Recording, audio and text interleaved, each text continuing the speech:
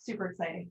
Well, you know, so just so people really understand, these are headphones, but they're not just headphones that you listen to music on. Maybe explain that a little more clearly so that people really can visualize this. Sure. So think of, almost a Beats 2.0 product. So it has all of the sophistication of a high-end audio lifestyle headphone, along with a camera that sits very close to your eye line. So it's really connecting all of your senses together in a very sophisticated way. It sounds like a very simple product, but it's actually a very, very complex product to make, both on the technology side, just as well as adopting this new product into the space. So the product itself, again, has a camera that sits very close to your eye line. You can go live, you can capture social media content, and it's connected to your social media platforms. So I could say, go live Twitter as I am, off-roading with a very cool bike in the Hollywood Hills, and share to my social community. I could say call mom, so it's voice activated, to call my mom hands-free while I'm on my bike. So it has a lot of different use cases. We're really looking to iconic social creators to be able to build out our use cases and really showcase all that the product can do. So that is our next stepping stone into the product development. Wow, that's an incredibly ambitious thing that you're trying to do. I've heard the CEO, Jason Hardy, talk about the evolution of the phone, and he talks about the flip phone, and then he talks about the iPhone, and the iPhone with the camera, and the iPhone with the camera and the apps. And now you basically have put the iPhone and the camera and the apps in headphones, right? And is this going to change the way people communicate? I mean, is that your hope and your vision? That is the big vision. That's the big vision. So, I mean, I can't imagine anybody wanting headphones without a camera after this comes out. It basically marries a lot of the functionality that your phone naturally does, but this gives you a form factor that can now be hands-free. So this enables, I'm a new mom. This enables new moms to do many, many things that you couldn't do before, as well as diapers and live stream. I mean, who would not want to see that? That needs to be a primary use case. But really focusing on content creators, because it's a natural evolution for them to be able to give them the, kind of GoPro experience without the, device sort of sitting on your forehead. It's a really, really cool product, and I'm very excited for it to come out into the world. Well, it's really interesting because it hasn't happened yet. You don't really have any true use cases. I mean, I was just imagining you changing a diaper and live streaming it to your mom somewhere else. But I mean, there's all kinds of different use cases we could think of. But before we go down that road, which I think is really going to be a fun conversation to have, this has been a really difficult period for so many people during the pandemic. And I'm sure with a new product that's trying to change the world, you've had some real challenges with getting parts from around the world, I would imagine, with working with your teams from all over the world. Describe some of the challenges that you faced during this pandemic and how you have adapted and met those challenges. Yeah, well, first, I think the pandemic has really taught us that human connection is very, very important. Feeling close to people is everything.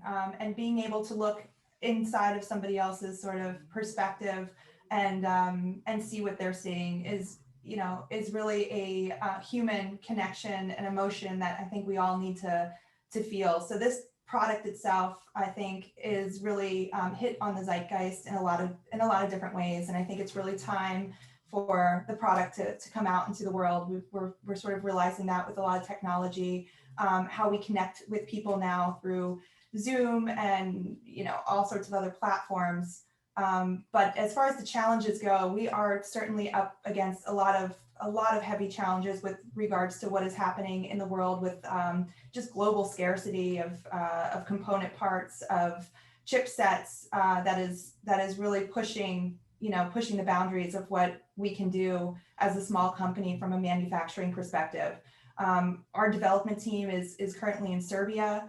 Our manufacturing partners are in Hong Kong and in China. We're looking to diversify our manufacturing more into the US and into places like Mexico, which is very exciting. So I think diversification is a goal that we have from a company perspective that we need to attack very aggressively in the immediate sense. I think everybody with COVID was unsure of what the future holds from a manufacturing perspective, and now everybody is really looking to ramp up in a big way.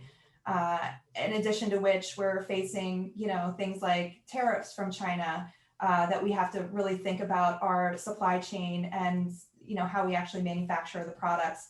We would love to be able to manufacture the products in the States if possible. So that's a corporate vision that we certainly have. But we are a global company at the same time. So it's interesting where the world is right now. Yeah. And, this is a session for the most part around influencer marketing. And one of the things You don't want to hear about my manufacturing woes, Leonard? No, it's interesting. No, but I wanted to kind of pivot to that. It's a really interesting, obviously, problem. And, so many different industries are facing it, including the automobile industry. We've heard about that. But on the influencer marketing side, which is a really important part of these sessions, we noticed that many of your investors are some of the biggest influencers in the world. You have investors like Drake and Cardi B and Michael Jordan and Tony Robbins and Novak Djokovic. How did you corral all these people into investing into music? I think first and foremost, I think the vision of the product and the vision of the company really attracted the best, the brightest, that are number ones in their respective industries and fields and, icons around the world. I think that enabling, icons to be able to connect with their fans in a very authentic way is something that a lot of celebrities are really looking to do. So this product really helps them to do exactly that. The company has been founded on the belief of marrying technology and culture.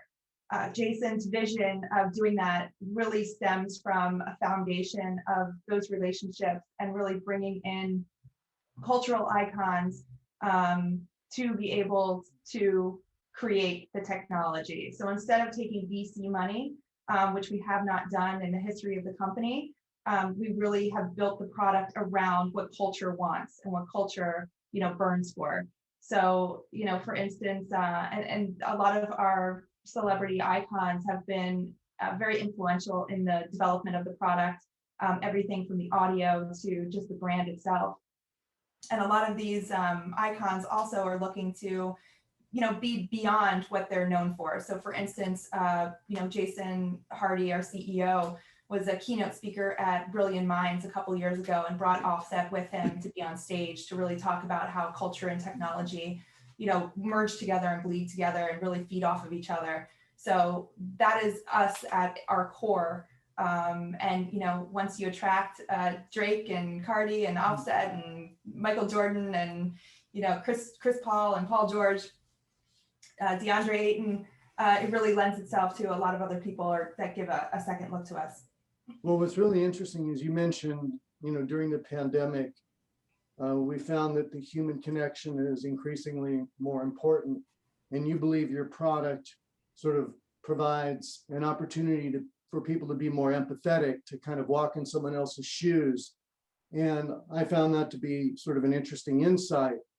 And also, I found a really interesting insight to be that you believe that this product will give, influencers and others the opportunity to elevate their game when it comes to content creation.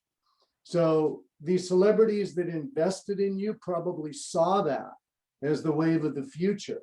So do you agree with all that? And is that what the company's sort of vision is in part founded on?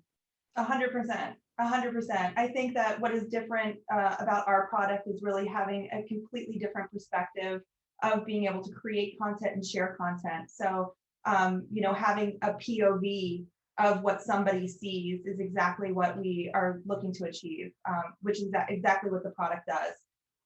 We don't just create content, we create empathy, we create experiences, and we create inspiration. We call our influencers not influencers, we call them inspirators. We're really looking to showcase inspiring things that are happening in this world, which are all over the place. So really, our brand pillars are exactly that, are really showcasing inspiring things that are happening in the world. And there's people like Chris Paul who are doing amazing things that are out, off the court with regards to, voting rights and being a part of his community. DeAndre Ayton, both of the Phoenix Suns, he's doing amazing work with his mom, for instance, in feeding his community.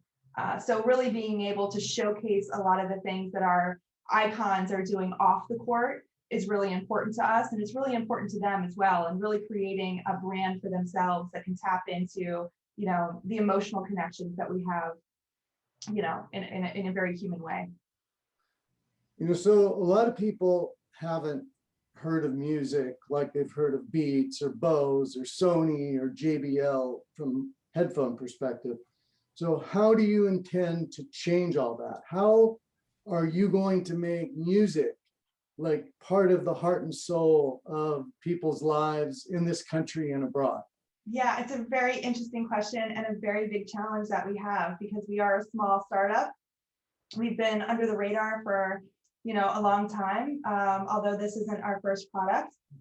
Music is really looking to tap into our icons and our influencers to get the brand out there, but also marrying content creators, iconic content creators, to do exactly that, and also with our social media platform partners, engage in campaigns with them and share that with their content creators.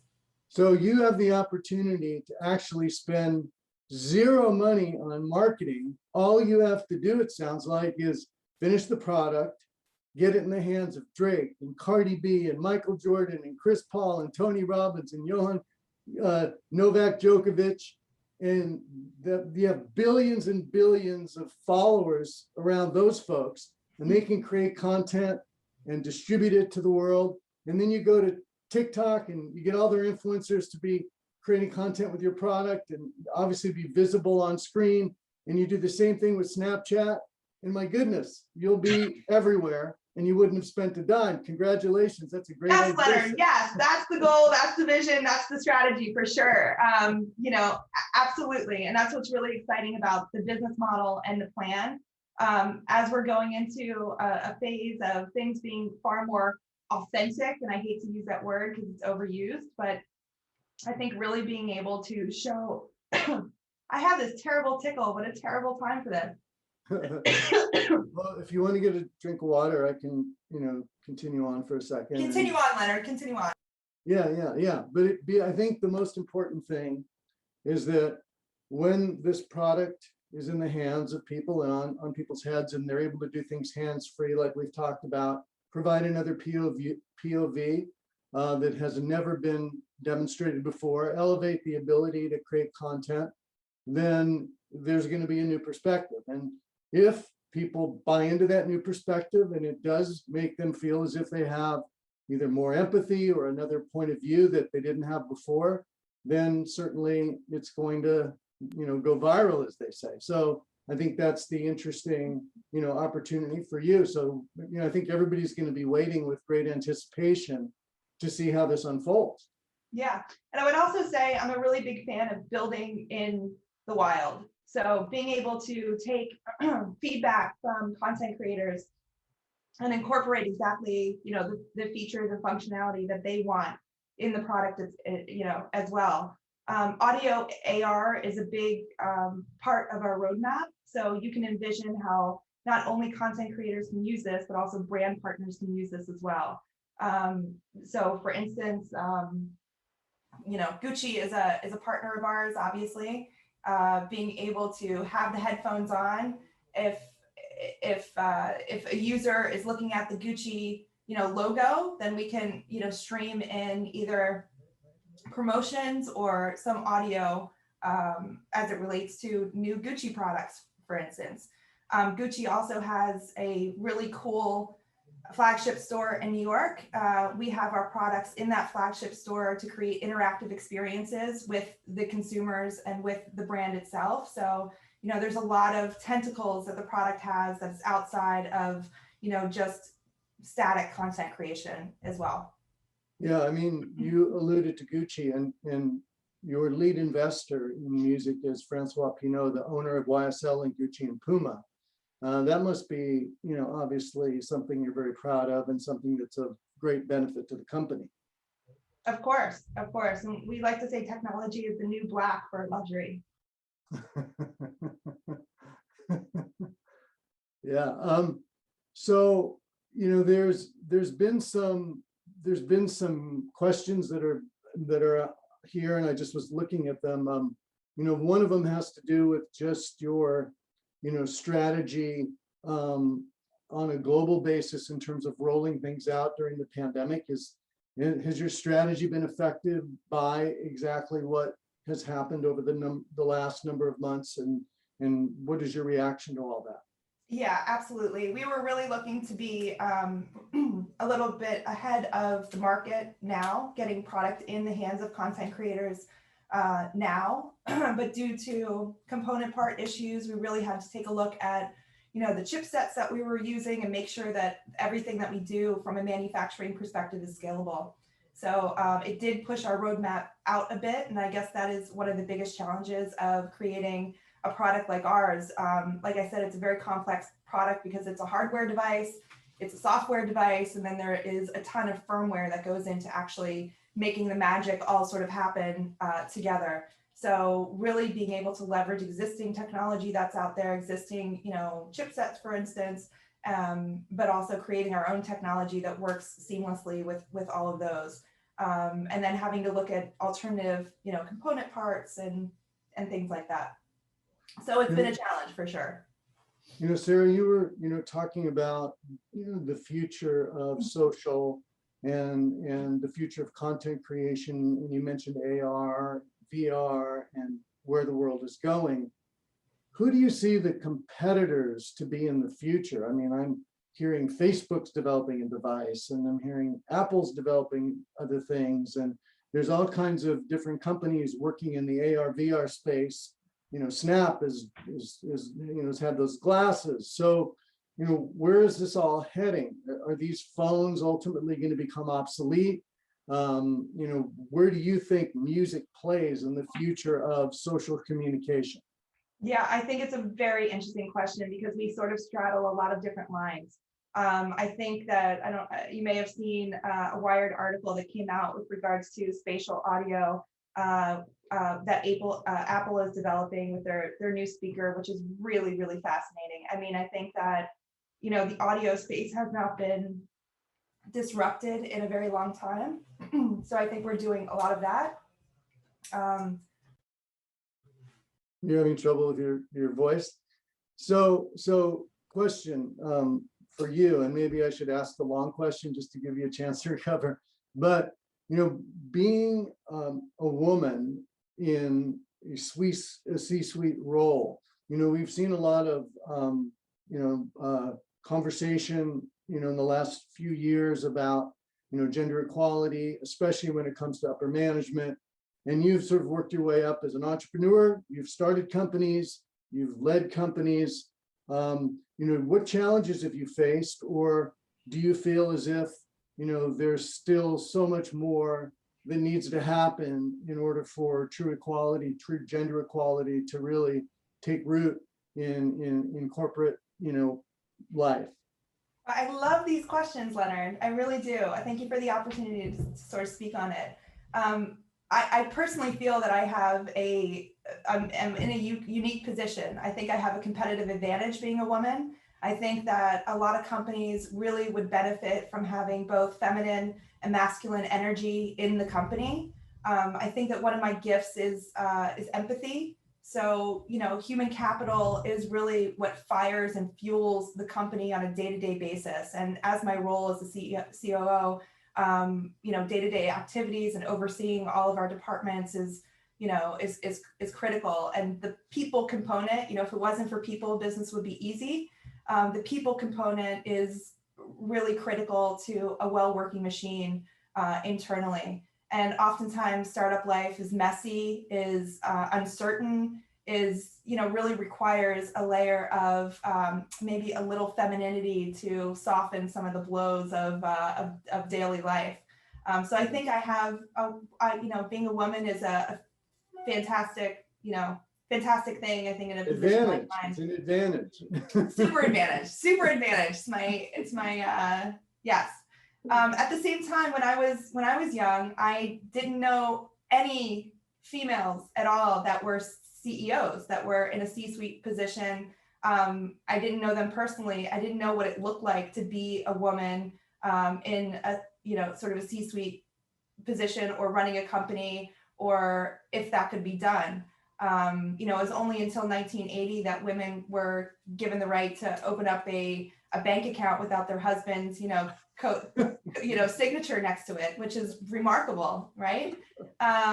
So I think it's really interesting. At the same time, I think we're all just people and we're all just doing a great job. And I am happy to be in this position and be able to speak on that.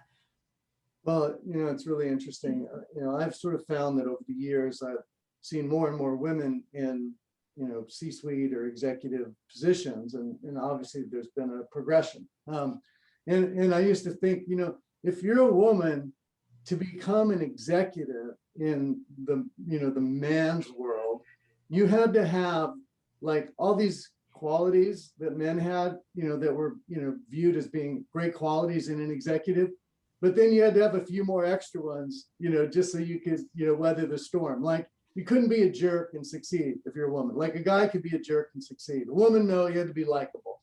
If we are a guy, you don't have to be that much fun to be with. But a woman always had to be fun to be with. She had to be likable, fun to be with, and you can never let anything bother you, because if you let something bother you, you were never too emotional. Yeah, so you had to be like better, to work your way up. And every woman executive I knew was super fun. Nothing ever bothered them, always super positive. And then they had the other good qualities as well. So it was just sort of funny how, that kind of worked in that manner. But, and I was sort of noticing all these women have the same qualities, all the ones that So anyway. Well, I learned a long time ago that I'll never be, I didn't want to be a second-class man. I always wanted to be a first-class woman. So, Yeah. I think that defining your own pathway forward and defining what works for you is really critical and important. And as being sort of self-taught and, you find what works for you. I would also say that it's critical to have mentors in your life. Leonard, you've been a mentor to me, which I feel so blessed and fortunate for. A woman named Susan Paley, who runs a company called Drop Labs, which is a haptics company doing really cool stuff in the audio and sort of consumer space. I really find that women, when you get to a certain level, they really, really want to help you. So there's a whole like underlying spirit, little world that none of you men know about that we're pulling strings in the background. So I would say that is a superpower that we have, so watch out. I know, that's really a good insight. I was listening to something this morning from this guy named Simon Sinek, who is pretty well known in the almost like management consulting world. He did the famous TED talk on why you should be in a business. Yeah. That's so important.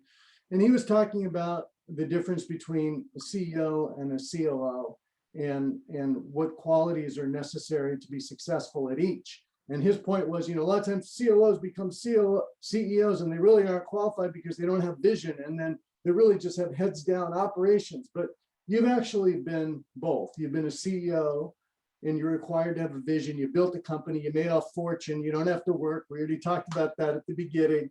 And then you also are an operator. So with Muzik, you're really heads down every single day, making sure all parts of the company are working synergistically in harmony.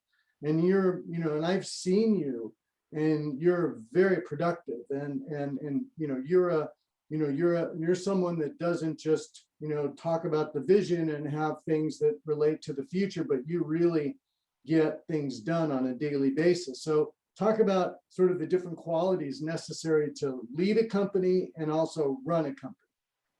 Yeah, and I am a true COO because I really do love when I meet somebody like Jason that really has an enormous vision, but needs somebody to really take that vision to the next level on the execution side.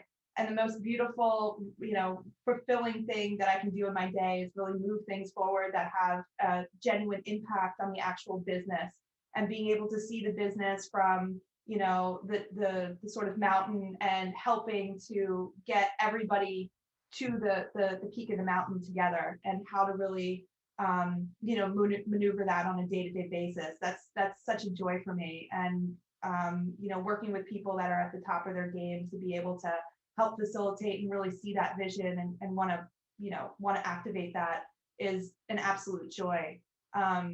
So on the operations side, it really is a love affair that I have on a day-to-day basis. I wake up every day knowing that there's just endless amounts of things to do, and endless amounts of fires that I know I'm going to be walking through daily. And I try to do that with good spirit and a smile. And I know that everybody is going through their own life issues as well outside of the company. So I think that's where the empathy side, comes into play, and it's a good tool. Well, speaking of empathy and all the issues people are going through, and obviously, we seem to be, at least here in the United States, coming out of the pandemic and opening up. And, I have some friends at different companies that are saying they're welcoming, their employees back to the office, and they're excited about that. And, there's nothing like that interpersonal contact in real life. Yeah. So, here's a question for you. You have a company that's relatively small, but it's scattered around the world in terms of the workflow. What is the vision in your view, especially since you're operating the company day to day, in terms of Muzik? Is it going to be a virtual company for the future? Is it going to have an office? I mean, what are your thoughts on how this thing evolves for you? I think you have to meet people where they are. So there are some people that work very, very well remotely, and there's some people that really need that human interaction and that human connection. So I'm a big believer of having, choices and options for people. I think that there's, great things like, WeWork, for instance, where we can have remote offices for people to come into and have human interaction. At the same time, I'm a big believer of having things for people to do together that enable the merging of human connection. So being able to go on a quarterly basis to somewhere in the world and have a weekend together, I think is really important. So I think it's a little of this and a little of that, and really trying to understand where your workforce is from their mindset and where they can be most productive. I'm a big fan of, tracking performance. So really identifying where our big performance, is happening and where it's not, and trying to course correct, almost on a weekly basis with the people that work with us.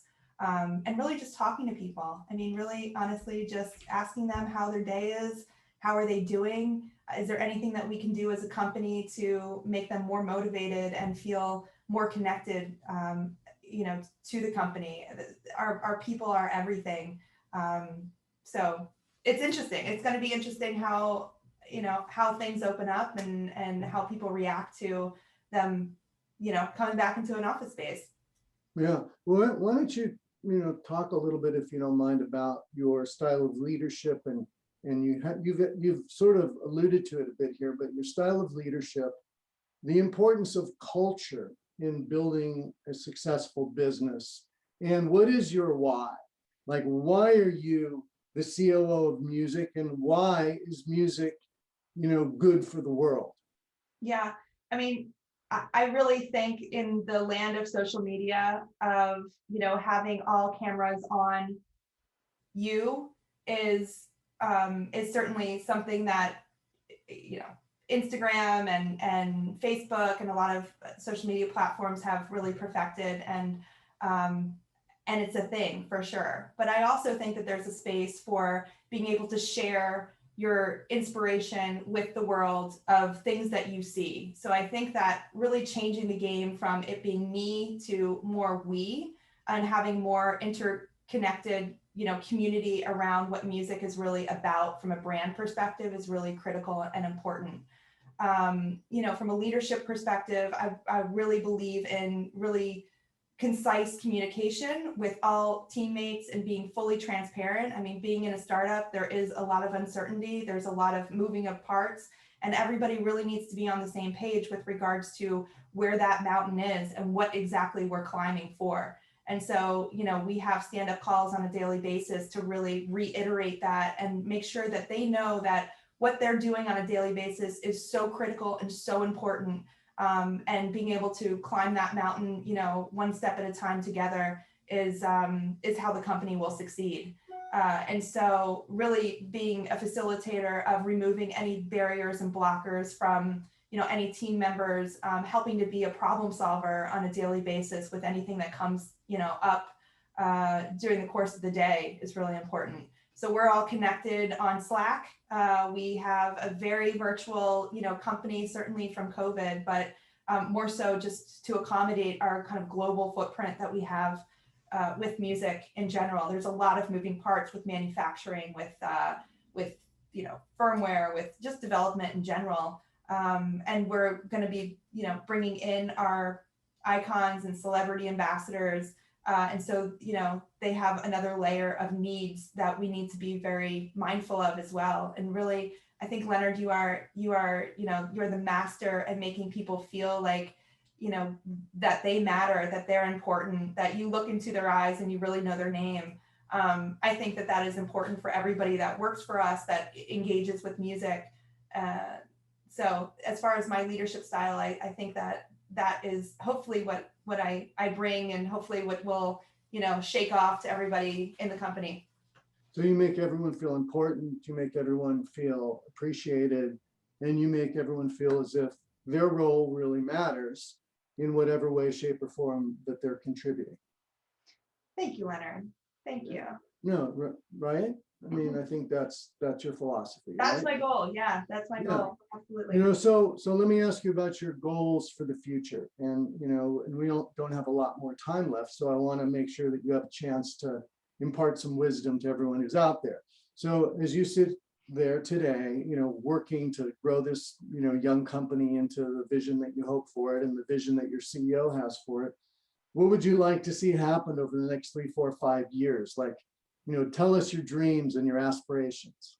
Yeah, well, first, from a company perspective, I want to be one of the top companies to work for. I want the company culture to be something that you just, you wake up every day and are excited to be here and feel like you burn for the company. I'm sorry, Chris, am I getting the but you're allowed to finish. All right, good. From a brand perspective, I think that we want to be a real impact player on the social justice space.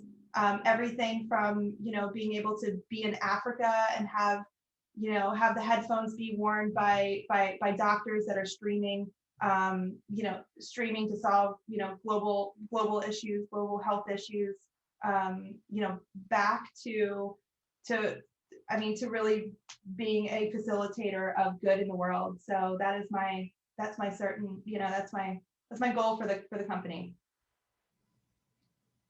So Great. Chris, what do you think? So here's a couple things. Here's a couple thoughts. So first, you want the headphones? I know you want. I immediately went to your site and found out that I have to be on a waiting list. So I put myself on said waiting list. Yes. So I'm excited for the product. I'm also excited because I am a humongous Denver Broncos fan, and I saw that you have Von Miller on your team. Wow. Yeah. And Chris Paul. Yes. How did you guys, without even having a headphone in the marketplace, get these people?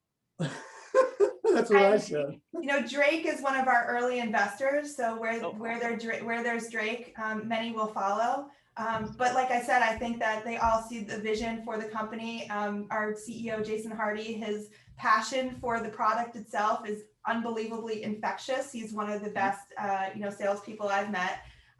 He's So like a Svengali, Chris. I mean, he got, you know, Djokovic, the tennis player, to put in a bunch of, he got all these people to write Nice. checks. Usually That's these amazing. people want checks. He got them to write Exactly. checks. We got to figure out this, we got to figure out this formula, Chris. That's amazing. No, it's really great. So is there a release date scheduled or a plan of action? Can you tell us get on the anything? wait list. Just get on the wait list to MusicConnect.com. keep Get on on the waiting. wait list. Okay, fair enough. Also, one other thing I have to mention is Leonard is my sage as well. So we are kindred spirits in that, and keep him close to you. He is a gem, as you very well know. Absolutely. Well, that's very sweet of the both of you. Absolutely. And thank you guys both for Thank you. coming in at the last minute. You guys prepped well. The conversation was fantastic. And, you know, we always love having great people on the stage, and you guys are definitely both that. So thank you. Sorry for this little, you know, cough spurt. I apologize for that. But Oh, we got through it. It was fine. Yeah, it's all good. Thank All you, right, sir. well, thank you guys thanks so much, both. Chris. Bye. Take care. Soon.